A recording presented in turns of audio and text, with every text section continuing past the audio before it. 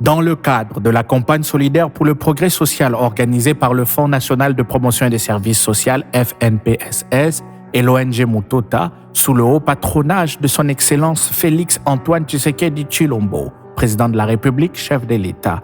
Le plan opérationnel 2024-2028 du FNPSS a été présenté en présentiel et par vidéoconférence ce samedi 12 juillet 2025 dans la salle de spectacle du Palais du Peuple devant des participants venant de partout.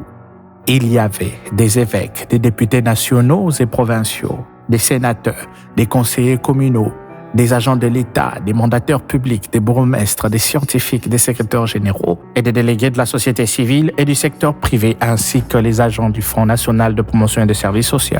Ce plan opérationnel a été élaboré par le FNPSS pour accompagner les 6 engagements du quinquennat du président de la République, chef de l'État.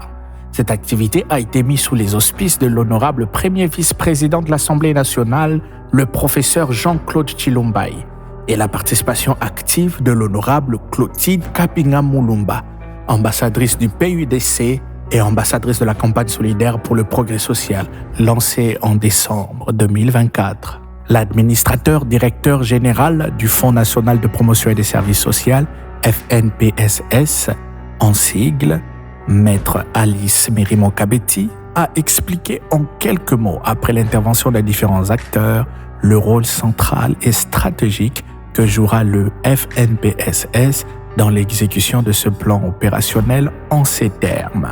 Pour ceux qui ne le savent pas, et peut-être pour ceux qui disent que le FNPSS veut tout faire, le FNPSS a un rôle transversal.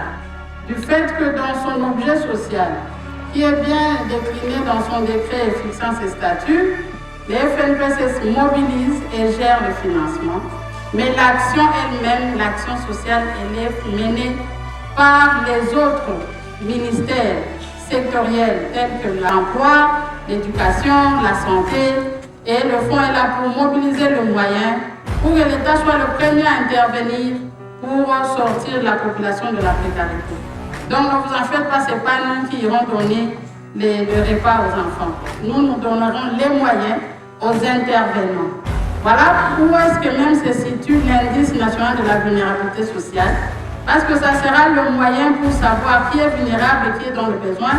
Et le FNPSS qui revendique aujourd'hui d'avoir une taxe, se veut être le tiers payeur. Le tiers payeur est là pour financer les charges de l'assistance sociale. Et aujourd'hui, la vision, c'est que l'assistance sociale est utilisée pour aller vers le relèvement. À l'époque, et ça fait partie des faiblesses qui avaient été identifiées au niveau du FNPSS, on n'était que dans l'assistance. C'était le paternalisme. Il y a le papa qui est là, qui a le foufou à distribuer et il distribue. On doit quitter cette étape-là. Maintenant, c'est le relèvement, c'est-à-dire l'indice va nous aider à identifier la vulnérabilité, à identifier le besoin qu'il faut à la personne pour sortir de la vulnérabilité, et on va rattacher cela à un intervenant public ou privé qui offre ces services-là, et le FNPSS va maintenant donner les moyens pour ça. En fait, pour me faire vraiment bien comprendre, je vous renvoie au PABA Cobalt.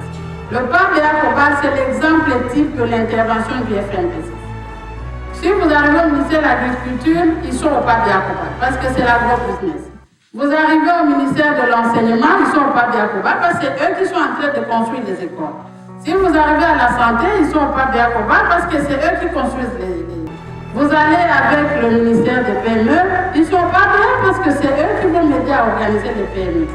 Vous avez le ministère du Développement rural, c'est pas bien Cobalt parce que c'est eux qui sont en train de former et d'organiser les coopératives rurales et autres.